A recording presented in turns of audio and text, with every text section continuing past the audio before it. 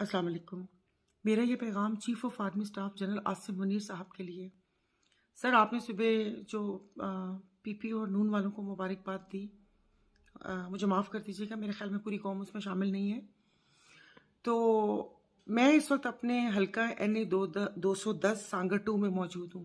इंतकामी कार्रवाइयों का आगाज़ हो चुका है।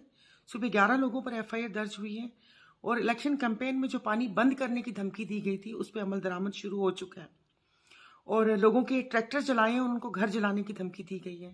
तो अब आप मुझे बताइए कि इस चीज़ का करना क्या है, कि मुझे माफ़ कर दीजिएगा कि मैं इंसाफ की दुहाई लेकर कहाँ जाऊँ और कितनी पोलिंग स्टेशन ऐसी हैं कि जैसे एक पोलिंग स्टेशन में 1500 वोट मेरे और 3 पीपल्स पार्टी के। तो अब आप मुझे बताइए कि उस गाँव वालों के साथ क्या होगा, क्योंकि ये तो इंतकाम की सियासत पर यकीन रखते हैं।